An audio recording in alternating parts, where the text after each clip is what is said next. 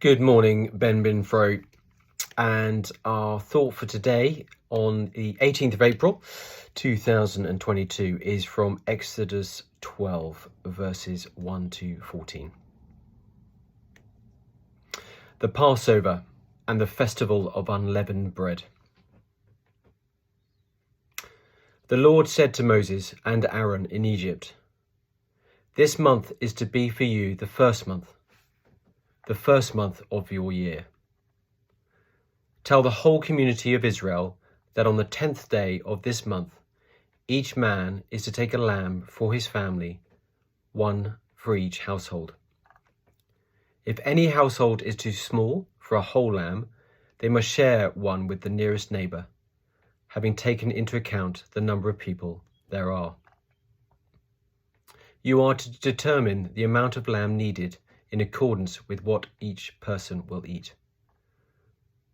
The animals you choose must be year-old males without defect, and you may take them from the sheep or the goats. Take care of them until the 14th day of the month, when all the members of the community of Israel must slaughter them at twilight. Then they are to take some of the blood and put it on the sides and tops of the door frames of the houses where they eat the lambs.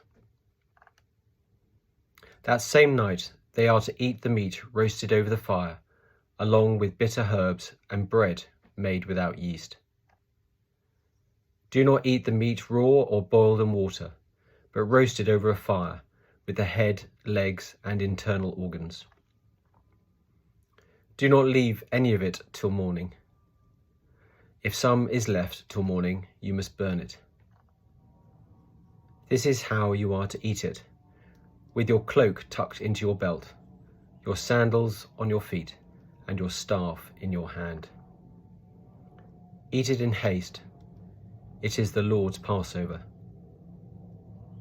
On that same night I will pass through Egypt and strike down every firstborn of both people and animals, and I will bring judgment on all the gods of Egypt. I am the Lord.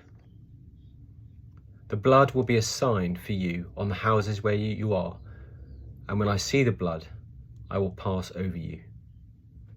No destructive plague will touch you when I strike Egypt." So morning, BenBinFro, and happy Easter Monday. I hope you've had a really good Easter weekend, and amongst the hunt for chocolate eggs and meeting up with friends and family, you managed to get some time to reflect on and consider the magnitude of quite what Jesus Christ did for each of us. Last week I was driving back from Somerset with Poppy, our eldest daughter, and had an engaging conversation about quite why Good Friday is called good, given that it involved a crucifixion. So on to the passage for today, Exodus 12, a passage believed to have been written by Moses, and here God gives instructions for the Passover ceremony that marks his liberation of the Israelites from Egypt. As I read this passage, what struck me was the detail that God goes into to prepare the Israelites for the Passover. On the 10th day of the month, each household is to take a lamb. One lamb per household, dependent on the size of the household. The lamb or goat must be 1 year old and without a defect. They are to take care of them until the 14th day of the month, and then slaughter them at twilight. They are to put the blood of the animal on the top and sides of the doorframe. The meat is to be roasted over a fire with bitter herbs and bread without yeast. The meat is not to be eaten raw or boiled in water. Any leftover meat must be burned in the morning. They are to eat the meat with their cloak tucked into their belts, sandals on their feet, and staff in their hand.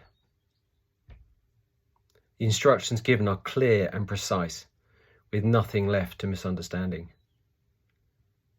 I have on occasion found myself in conversation about the nature of God and being challenged that he might be a far-off God, pie in the sky, an absentee landlord, or at best only interested in the broad brushstrokes of life.